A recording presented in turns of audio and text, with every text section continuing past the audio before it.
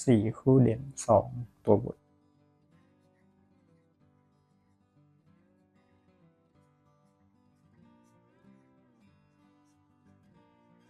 วันนี้16 เมษายน 2568ดูเลย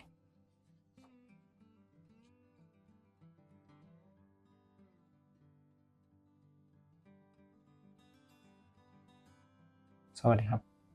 มาดังวันนี้เลขเด็ดแม่นๆครับวันนี้มาดูเลข4คู่เด่น 2 ตัวบนครับอันดับแรกเรามาดูสูตรเลขคำแล้วนะครับสูตรคำนวณครับมี2สูตรดังนี้ครับสูตรที่1หลักแสนบวกหลักร้อยบวก10ล่างบวก3คนทีจะบวกอีก2แต้มนะครับสูตรที่2ครับแสนบวกหลักร้อยบวก100ล่างบวก3คนทีและบวกอีก2แต้มเช่นเดียวกันเดี๋ยวไปดูวิธีคำนวณพร้อมกันเลยครับ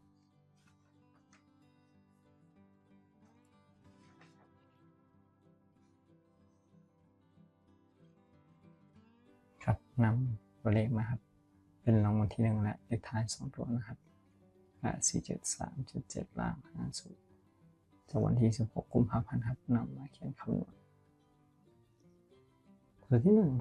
หลักแสนนะครับ8บวกหลักร้อย3 10ล่างเลข5บวก3คนที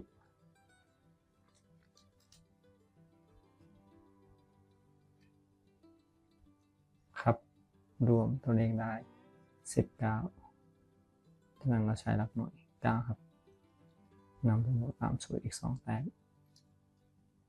ได้11เป็นเลข1ตัวท้ายนะครับมาคำนวณต่อในสูตรที่2หลักแสนใน8หลักร้อย3ร้อยล่าง0บวก3คนที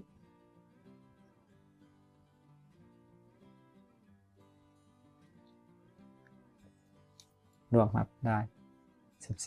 14ตัวท้ายเลข4บวกอีก2แต้มเป็น6ครับจากนั้นเราเรียงเลขที่ได้นะครับ94ครับจับคู่96 14 16ครับเลขงวดต่อมาออก8 9 4ครับจะเข้ากับ2ตัวบนนะครับ94งวดที่1คำนวณกับสูตรนี้ครับในงวดที่2ต่อมาครับ818 894ล่าง54ในงวดต่อมาหลักแสนเลข8หลักร้อย8 10ล่างเลข5บวก3คนที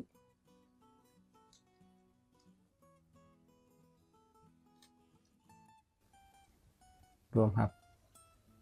ได้24ตัวท้ายหลักหน่วย4บวกอีก2แต้มเป็น6ครับ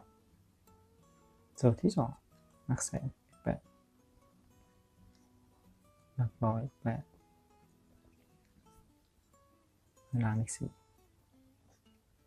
บวก3คนที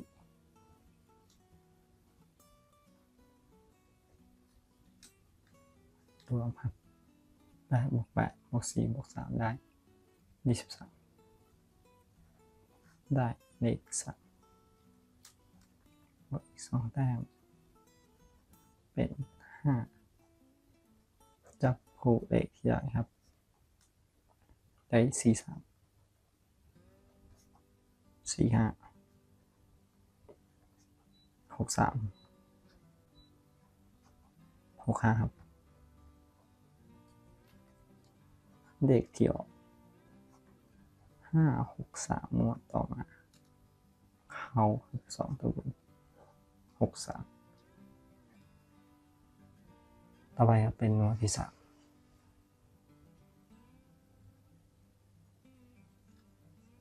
ต่อมานะครับรางวัลที่1คือ757 563ล้าง32ครับ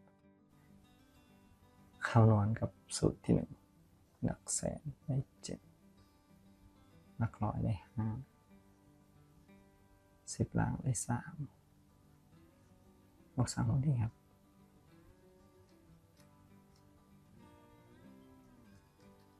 เหมือนเดิมครับตัวที่1ได้เท่ากับ18สุดท้ายแล้วมัน8บวกอีก2แต้มเป็น10ได้0ครับตัวท้ายสูตรที่2หลักแสนเลข7บวกหลักร้อยเลข5หน่วยล่างเลข2บวก3ลงที่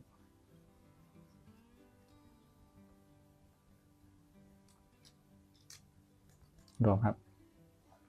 ได้เท่ากับ17ตัวท้ายนะครับเลข7บวกอีก2แต้มเป็น9ครับเลขที่ได้87 89 07 09ครับเลขออก6 8 7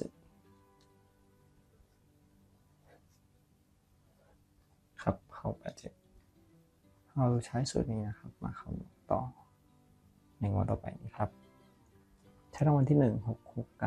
6 8 7ล้าง26จากวันที่1เมษายนคำนวณหลักแสนเลข6หลักร้อย6ครับ10ล่างเลข3บวก3คนที่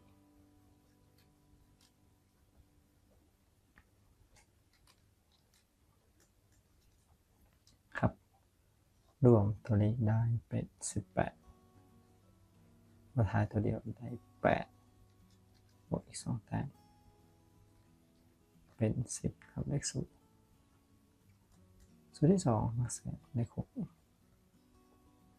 หลักร้อย6หน่วยล่าง6บวก3คงที่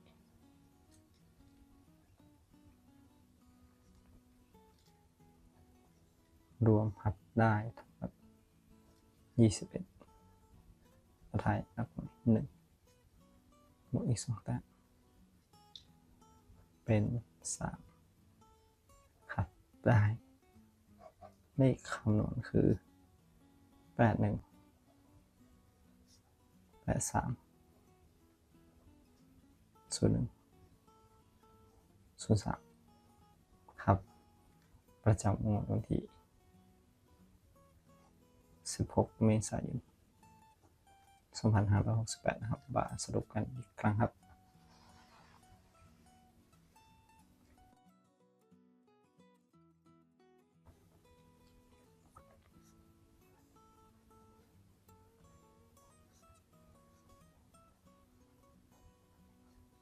4คู่เด่น2ถึงบนได้81 83 01และ03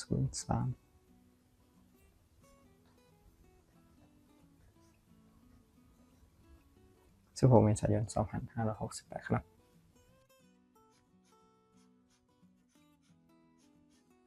ก็ขอขอบคุณทุกท่านครับที่ติดตามรับชมรับฟังครับ